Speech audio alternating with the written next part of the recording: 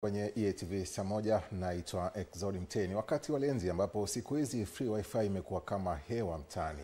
Kila kona unakutana nayo, lakini ndani ya hiyo rahisi kuna mambo mazito yanayoweza kukuchanganya sana bila kutegemea. Wengi tunapiga browsing bila hofu, tukibofya linki zisizoeleweka kupitia katika maeneo mbalimbali. Lenzi ya leo inaangazia huduma hii ya mtandao na faida na hasara zake. Mtazamaji, karibu kwenye lenzi.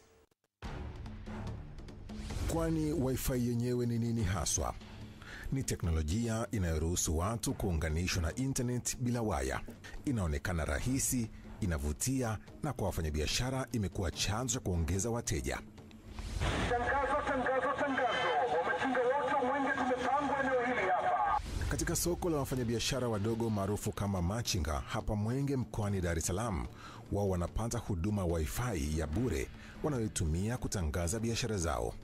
Lakini lenzi ikataka kujua wao wana ufahamu wa madhara au hatari ya kutumia huduma hiyo ya kimtandao katika kulinda taarifa zao. Katika hilo kuwa wifi inaweza kusababisha taarifa za siri kuvuja, nadhani sidhani kama ni kitu cha ukweli, kwa sababu hata kama tunaweza kusema wifi kwa inasababisha vitu vyako kuvuja, basi hata haya mabando tunayotumia tuweza tukasema kuwa nayo pia inaweza kusababisha taarifa kuvuja. Taarifa kuvuja ni mtu akihaki akaunti zako. Kwa kweli kuhusiana na hilo, hapana. Unajua sisi wafanyabiashara tunapopata vitu vya bure kama wifi, tunaona tu ni opportunity ya kutumia na kusave zile gharama za internet. Lakini kusema kwamba tunajua kama kuna taarifa zinaweza zikavuja kupitia wifi, kwa kweli hatuna hizo taarifa na hatuna elimu hiyo. Nafikiri katika hilo pia kuna baadhi wengine wanajua madhara yake, kwa sababu kabla hajaingiza hapa kuileta hiyo wifi hapa, kuna baadhi wengine kwa wanazungumza kwamba usiokuta kwamba ni watu wanakuja kwa kitu fulani au ni nini hivyo details za watu, na wengine wanakuwa hawajui. Kwa hiyo ndio hivyo, labda tuwape somo. Kwa ningetamani sana wataalamu waweze kutoa elimu kuhusiana na matumizi ya wifi, lakini na usalama, kwa namna gani tunaweza tukatumia wifi za bure lakini tunaweza pia tukatunza taarifa zetu, nikimaanisha watuelekeze namna ya kutunza usalama. Watumiaji wa free wifi wapo wa aina nyingi.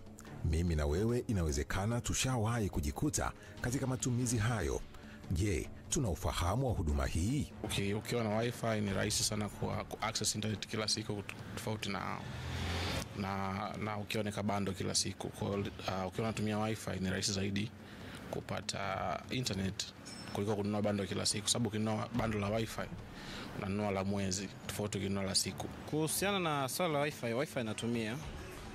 Hilo swala la kuvuja kwa taarifa zangu, hapana, sijapata hiyo changamoto kwa sababu mara kwa mara huwa nabadilisha password za akaunti zangu zote ninazotumia kwa wakati natumia hiyo wifi.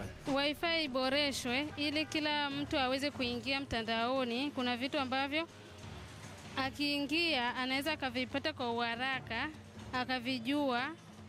Kwa hiyo ipunguzwe gharama ili kila mmoja aweze kuingia kwenye wifi au aweze kuona vilivyomo. Lakini si kila ukionacho kinang'ara ukadhani ni dhahabu. Kuna vingine ni kipande cha chupa ya bia au ya soda. Katika kujua kama hizi free wifi ni dhahabu au kipande cha chupa, huyu hapa ni mtaalamu wa mitandao kutoka Chuo Kikuu cha Dodoma, yani UDOM.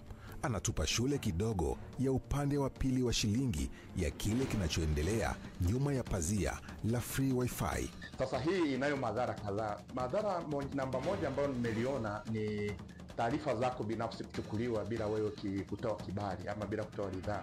Lakini changamoto ya pili ni wewe kupewa taarifa, pengine virusi kuwekewa kwenye vifaa vyako vya mawasiliano.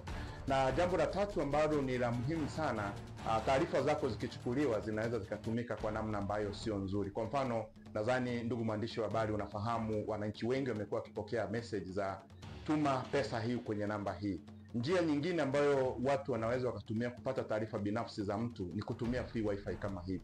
Na mimi ningependa kutoa wito kwamba mwananchi yoyote anapokuta free wifi, kwanza jiridhishe aliyeiweka ni nani na malengo yake ni yapi. Basi hakikisha haufanyi mambo nyeti kwenye aina hii ya free wifi, kwa sababu unaweza kukuta labda kwa mfano unataka kutuma pesa kutoka kwenye akaunti yako. Ukihakikisha kama ni free wifi, basi lazima uhakikishe kwamba taarifa ama mawasiliano ya namna hii hayafanyiki kwenye aina hizi za network. Katika kutafuta maarifa, kuna mahala nilisoma eti kama biashara unatakiwa usichanganye wifi ya wateja na wifi ya mifumo ya biashara kama mashine za malipo au CCTV.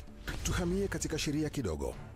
Mamlaka ya Mawasiliano Tanzania TCRA ina jukumu la kusimamia huduma za mawasiliano nchini. Hebu tuangalie hii sheria iliyoanzishwa mwaka 2010.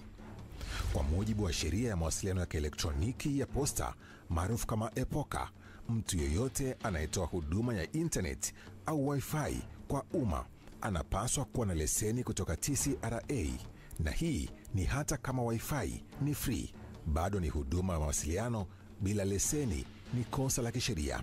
Mtandao ni kama mwanga, lakini mwanga huo usipotazamwa vizuri unaweza kutuchoma.